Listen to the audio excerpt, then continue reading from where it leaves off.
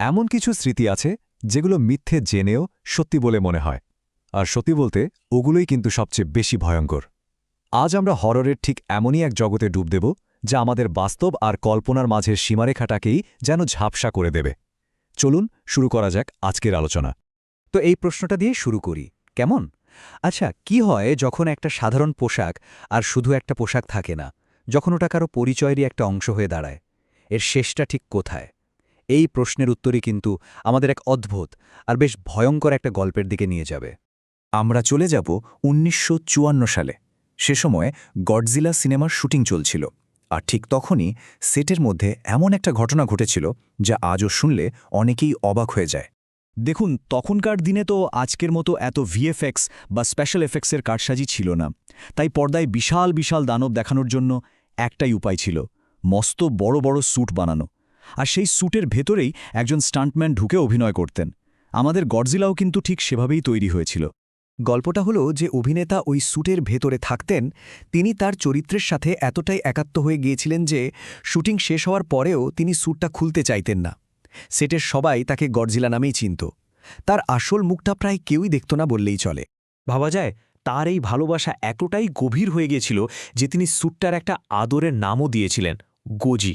স্যুটটা যেন তার নিজের শরীরেরই একটা অংশ হয়ে উঠেছিল। আর এই অদ্ভুত সম্পর্কটাই কিন্তু আমাদের গল্পের একদম কেন্দ্রে। তো একদিন শুটিং চলছিল, একটা শট নেওয়ার ঠিক মাঝপথে তিনি হঠাৎ একদম স্থির হয়ে গেলেন, কোনো নড়াচড়া নেই। কিছুক্ষণ পর স্যুটের ভেতর থেকে একটা অদ্ভুত চাপা গোঙানির মতো শব্দ আসতে শুরু করল। তার শ্বাসপ্রশ্বাসের শব্দটাও কেমন যেন অস্বাভাবিক শোনাল। পরিচালক আর সেটের বাকি সবাই তো চিন্তায় পড়ে গেল, সবাই ছুটে গেল তার দিকে। অনেক চেষ্টার পর যখন স্যুটের জিপারটা খোলা হলো, তখন যে দৃশ্যটা সামনে এলো তা ছিল এক কথায় ভয়াবহ। দেখা গেল অভিনেতার শরীরের মাংস স্যুটের ভেতরের রাবারের সঙ্গে একেবারে মিশে গেছে। মানে স্যুটটা আর আলাদা কোনো পোশাক ছিল না, ওটাই হয়ে উঠেছিল তার চামড়া। আসলে স্যুটের ভেতরে যাকে পাওয়া গেল সে আর কোনো মানুষ ছিল না। তার শরীরটা বিকৃত হয়ে পুরো স্যুটের আকার নিয়ে নিয়েছিল। মনে হচ্ছিল সে যেন ধীরে ধীরে নিজেই একটা গডজিলায় রূপান্তরিত হচ্ছে। এই পর্যন্ত শুনে যদি অস্বস্তি লাগে তাহলে বলবো এটাই খুব স্বাভাবিক, কারণ সত্যি কথা হলো এই গডজিলার ঘটনাটা আসলে সত্যি নয়, কিন্তু এটাকে সত্যি বলে বিশ্বাস করানোই ছিল এর মূল উদ্দেশ্য। আর এখানেই আমরা প্রবেশ করছি ভয়ের এক বিশেষ জগতে, এমন একটা জগৎ যা আমাদের বাস্তব আর কল্পনার মাঝখানের দেয়ালটাকেই ভেঙে দেয়। হররের এই জ্বর বা ধরনকে বলা হয় অ্যানালগ হরর। এর মূল ব্যাপারটা হলো, এখানে গল্পগুলো বলা হয় পুরনো দিনের প্রযুক্তির মাধ্যমে। যেমন ধরুন, পুরনো ভিএইচএস টেপ বা সিসিটিভি ফুটেজ এমনভাবে দেখানো হয় যেন এটা হারিয়ে যাওয়া কোনো একটা সত্যি ঘটনার রেকর্ডিং।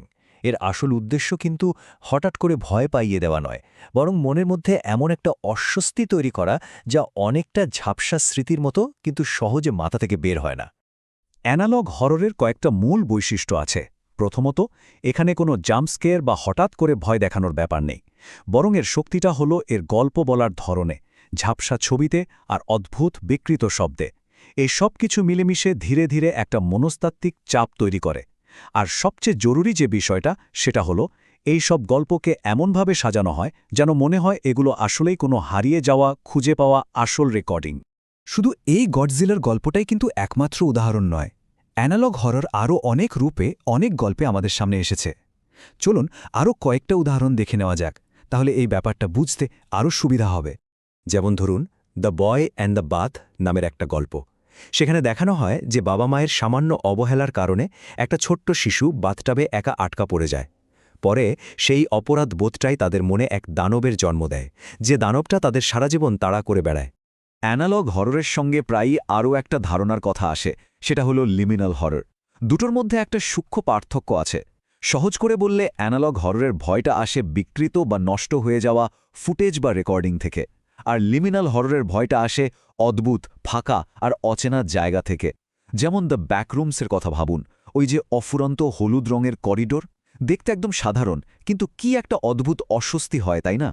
কিন্তু এই যে ফাউন্ড ফুটেজ বা খুঁজে পাওয়া রেকর্ডিংয়ের আইডিয়া, এটা কিন্তু একদম নতুন কিছু নয়।